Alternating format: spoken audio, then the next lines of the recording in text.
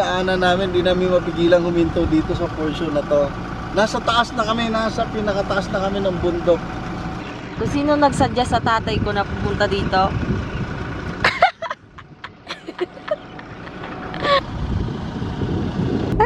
Sa taas namin sa lupa. Wala akong magpataas na ng pataas. Wala nakatapos ng taas. Nakakatakot na yung Kapagod na eh. Kasi napakalikot ng kalsada. Hindi naman siya. Tumatakbo. Hindi yung isip ko kasi walang pahinga.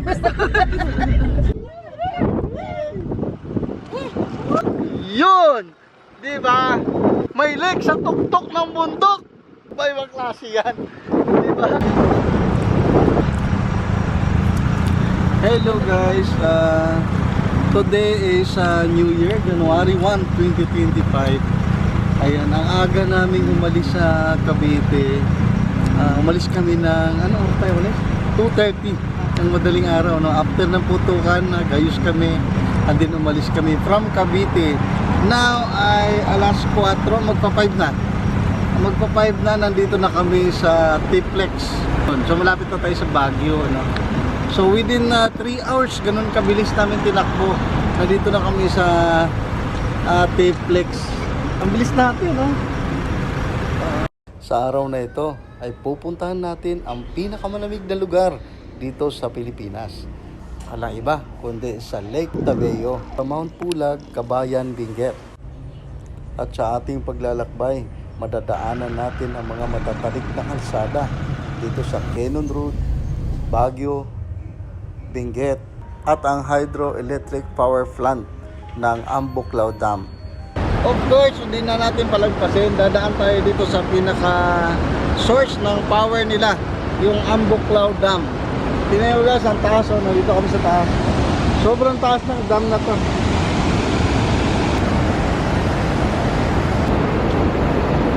Ay, tungko! Hi, Nay! Hi! Wow!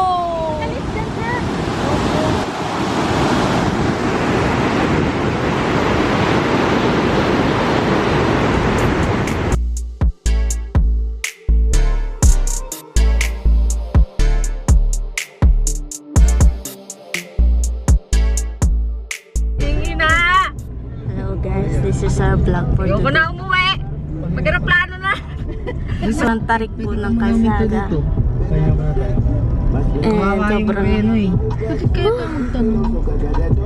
Sobrang sobrang taas Bigat-bigat po ng namin dala sa natin eh. Grabe, adventure. Wow! Powerful ang Hilux. Daya kasi ng mapa, hindi mo pinapakita kung gaano katarik. Hindi eh. Pinapakita ka lang mo tuwid lang eh. No? Oo nga, dahan-dahan na tayo. Hindi pwedeng dandahan ha. Hindi ka makasunod, hindi tayo makaakyat. Grabe yung banking mo eh. Parang malalaglag na tayo eh. Pabikit ka na lang, tamo. Mabigat ang... Lalambot ako. Pagbaba siguro doon malalambot ako. Nasa langit na tayo. Wow! May daan, pasigit mo pasikip.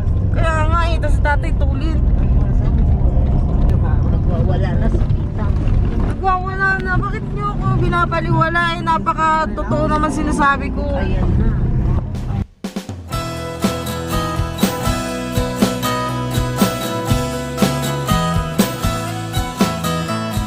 Oh my God. Napakaganda naman pala dito. Wow. Pala yun. Grabe, abot na natin yung clouds. Papahinga ang ating train.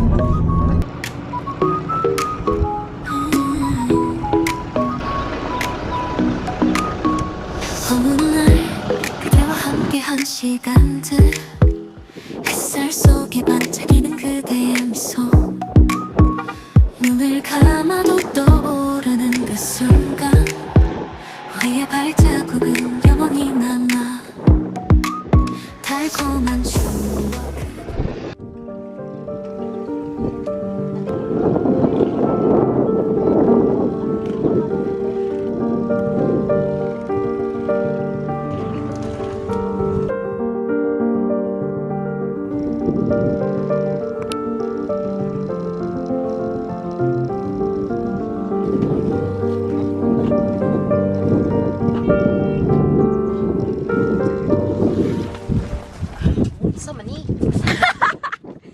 pinarian niya si Kitang.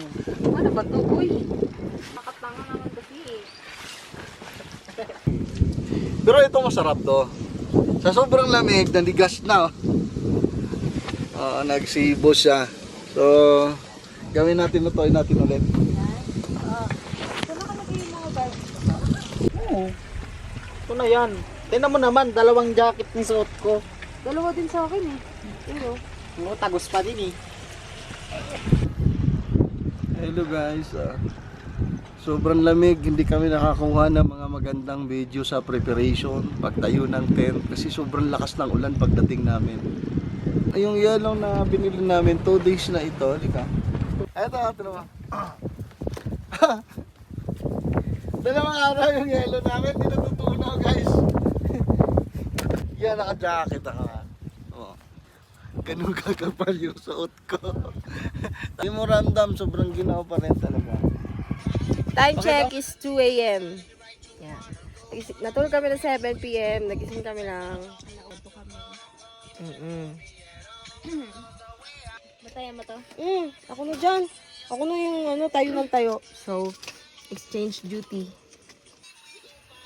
Di namin nila-expect yung biyahe dito. Sobrang nabigla kami kasi matagal kami di nagta-travel, whole family. Tapos yung biyahe namin parang walang katapos ang akyat. Sige, akyat. Tapos yun, worth it naman, pero kapoy ba? Kapoy. So, be prepared. Kasi, ang dami-daming mga travelers na nire-recommend nila mag-travel dito sa na to. Tourist spot na to. Parang sobrang hype na hype siya. Smiti, ang hirap niya pala puntahan, ang layo. Pero kung gusto niyo talaga ng challenge, dito challenge talaga. Oh, sarap po. Ako nag-take over ng vlog.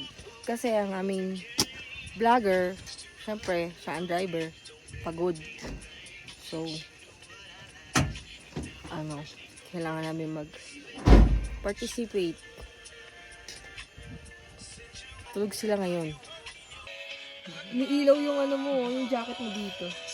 Reflective. Reflective siya. Pwede siya sa nakita nyo? Umusok yung bibig ko sa lamig. Plus, dalawa yung jacket ko nasuot. Tapos meron pa akong gantong, nakikita ba? Meron pa akong doble-doble suot na hoodie. So, tapos may cap. So, bali 3 yung suot ko dyan. Oy, nararanasan ko na yung feeling sa Korea na umusok yung bibig ko, te.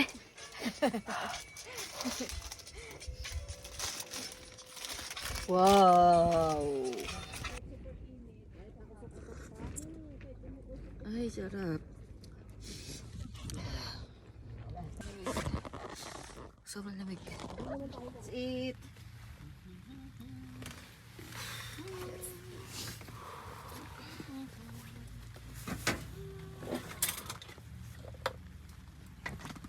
Kainan time. Yep. Kain. Grabe. Wow.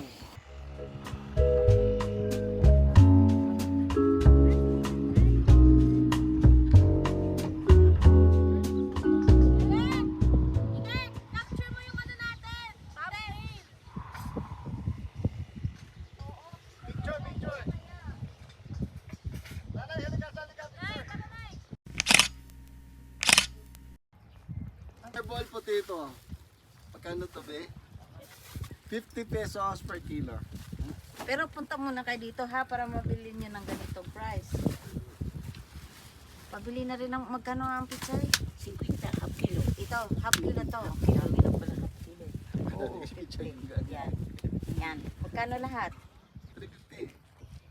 Magaling sa mathematics si mother. Oo, hindi magaling ako. Bagong harvest.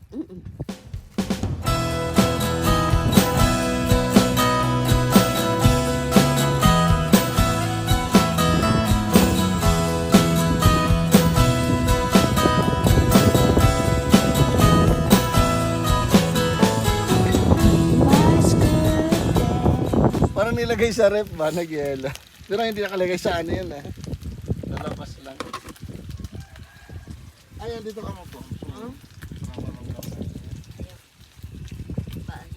Babasa yung upuan.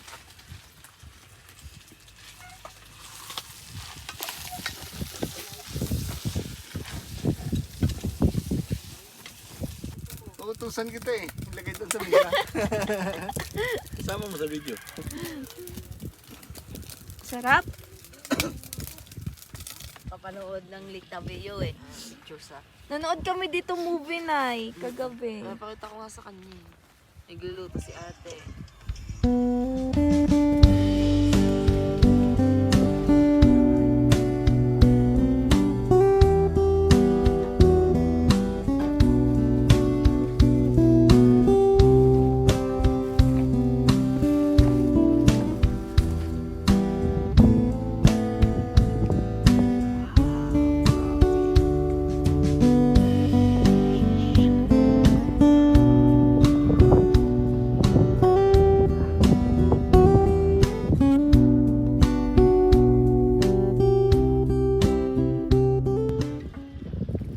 Mga vlogger naglalagay ng sticker nila.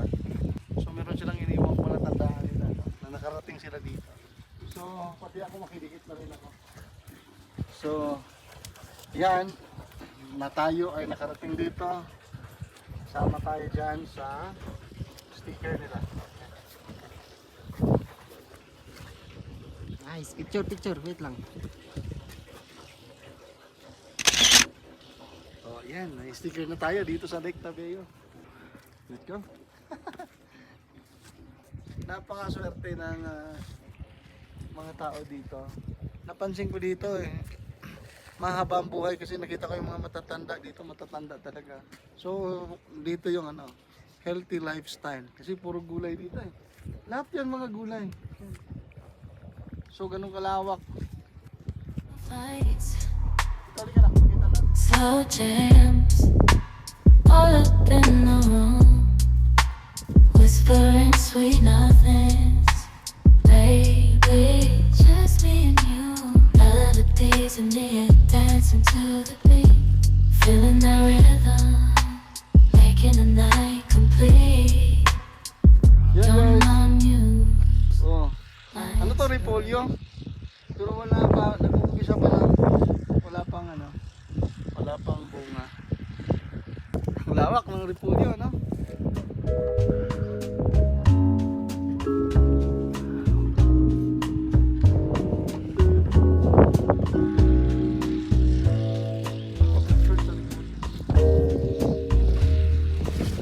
Yan, ganyan. Isa pa. Maswerte at nagpakita si Haring Araw. Pero huwag kang pakakumpiyansa, maya-maya konti uulan na naman yan. Yan kung pansinin nyo ang kipot lang ng kalsada. So pag may kasalubong, kailangan tumabi ka sa mga space na may mga ginagawa silang mga space para makatabi ka sa gilid. Pero yung kalsada maliit talaga. Sobrang taas namin. Yung kalsada nandoon sa tatabi na namin yung mga bundok na yan dyan hanggang Bagyo. Yan. Grabe.